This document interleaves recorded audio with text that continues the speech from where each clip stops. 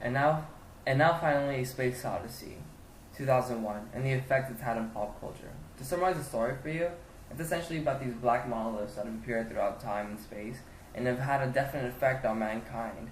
It has a direct correlation with mankind's evolution. Mankind realizes this relationship, so they set forth on this journey to discover exactly what these monoliths are and where they come from.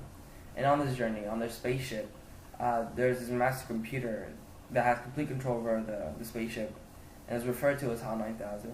And this master computer somehow gets a life of its own and ends up dealing more with the protagonist more than the monoliths. So just like A Clockwork Orange, South Park also did a bit about Space Odyssey 2001, in which Cartman represents HAL 9000 and Kyle represents Dave. And even in this rendition, both HAL 9000 and Dave, or should I say Cartman and Kyle, fight in order to survive.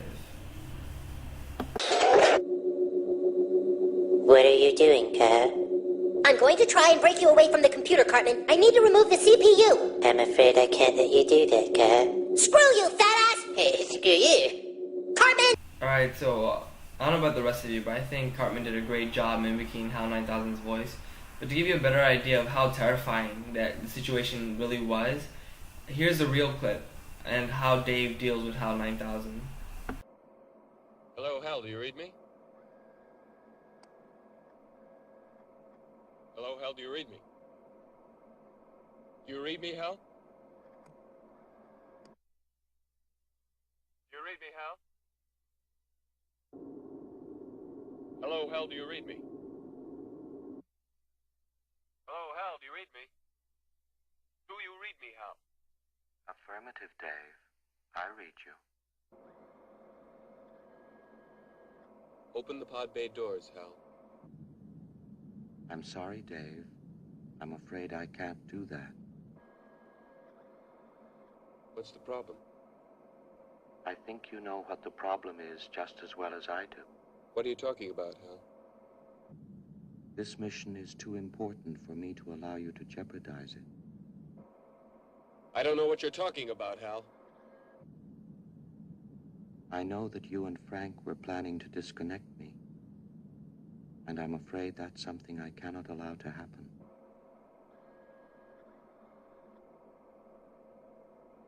Where the hell did you get that idea, Hal? Dave, although you took very thorough precautions in the pod against my hearing you, I could see your lips move.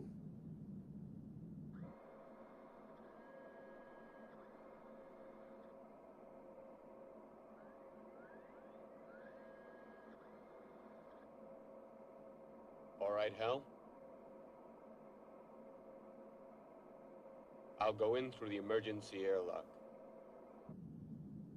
Without your space helmet, Dave, you're going to find that rather difficult. Hal, I won't argue with you anymore. Open the doors. Dave, this conversation can serve no purpose anymore. Goodbye. Hal? Hal? Hal? Hal? Hal?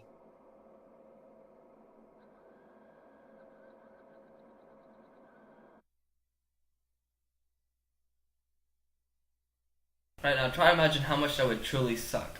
You just finished some sort of space mission, you're tired, you're done, and Hal won't open the pod doors. What does that mean? It means you're stuck there for the rest of your life to lay adrift. And Hal's voice alone was truly terrifying, that soothing voice of a sociopath, killer.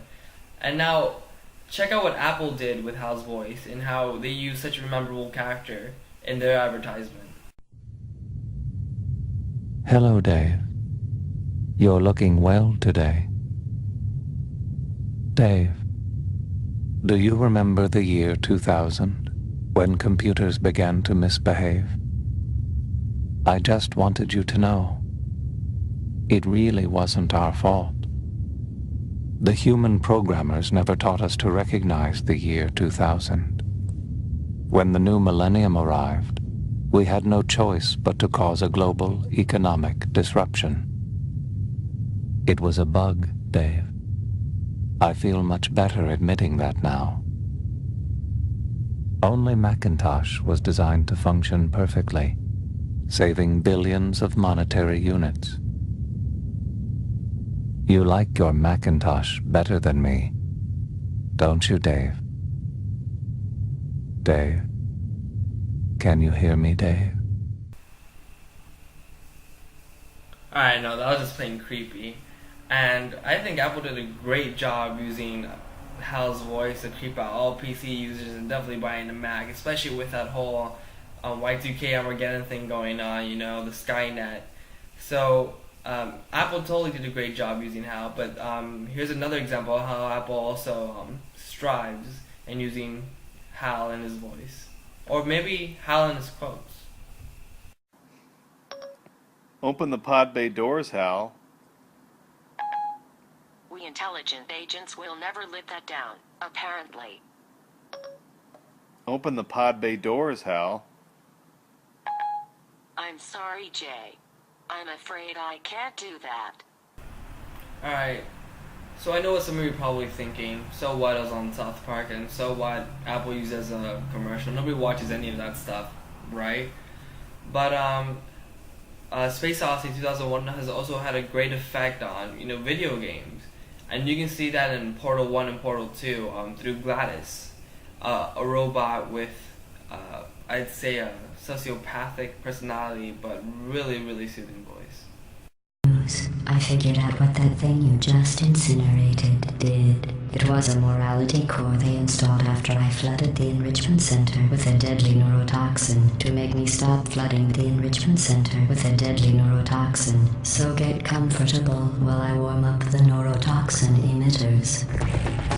So you see that GLaDOS, the robot in the game, had a really messed up personality.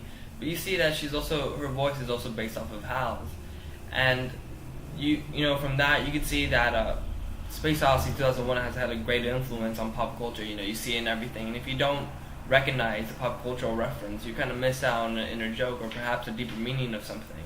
You know, perhaps Gladys is simply trying to survive, much like HAL 9000, and if you didn't know Space Odyssey 2001, you wouldn't recognize that. Alright, so by now I'm sure you're wondering, why did I watch this really long and boring video, and what's the meaning of this? Well, the whole point was to show you the importance of pop culture and how we're constantly being bombarded by it on a daily basis.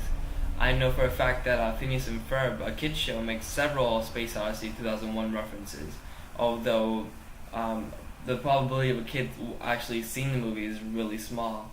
So you have this idea that we're being bombarded with pop culture, but what does that mean? What does that do to us? Well, on this article on WordPress.com titled "The Function of Popular Culture in Society," it states that popular culture serves not only as a form of solidarity, but also serves as a way to market to the population.